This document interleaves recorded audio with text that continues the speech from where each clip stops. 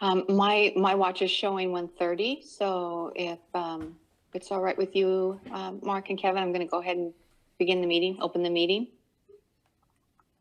Okay. This conference will now be recorded. Today is October 20th, 2021. It is 1:30 in the afternoon. My name is Mary Julia Johnson, and I am calling this Skagit Council of Governments Transportation Policy Board meeting to order. We will begin with a roll call.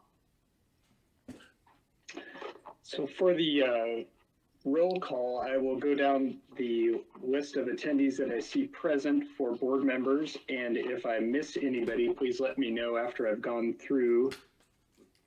So for the city of Burlington, I see Mayor Sexton. For Cedar Woolley, I see Mayor Johnson. Skagit County Commissioners Janicki and Wiesen. Washington State Department of Transportation, Mr. Domidio and Mr. Carlson. For the ports, Commissioner Goodwin and Commissioner Umdahl. Let me just check to see if there's any other board members that came in a little late. And that is all the board members I see, and you have a quorum. All right, thank you, Mark.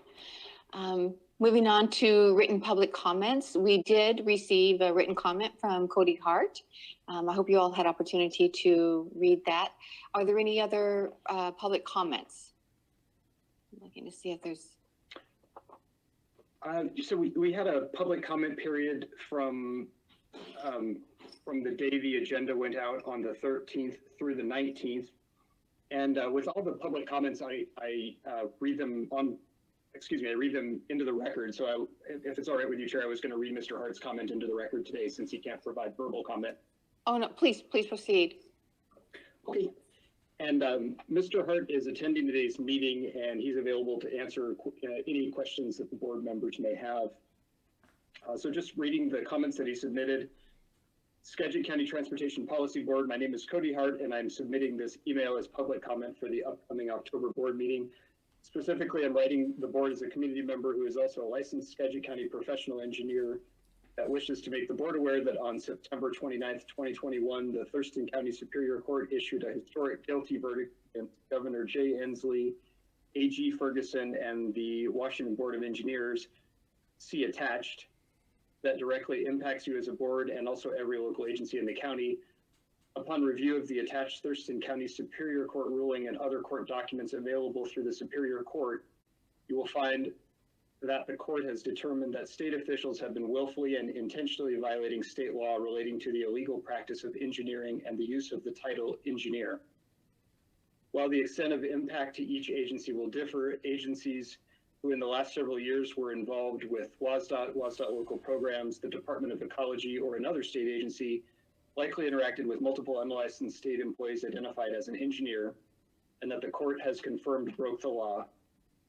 Beyond this matter being portrayed as a simple title misrepresentation, it has been found that many of these same unlicensed state employees claiming to be an engineer improperly portrayed an expertise to the public, elected officials, and government boards that in many cases impacted local agency planning, local agency funding approvals, and local agency project selections.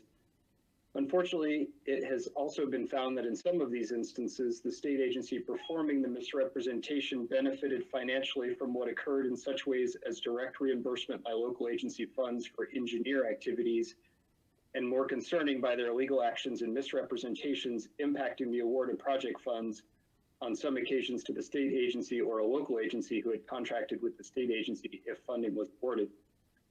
I wish to especially emphasize my concern that if any of these same unlicensed state employees approved any documents as an engineer, such as cost estimates, plans, or engineer administrative approvals, the implications may be much more consequential to your agency, and I will advise you almost certainly requires notification to the federal agency associated with the project of what has happened to comply with your funding agreement.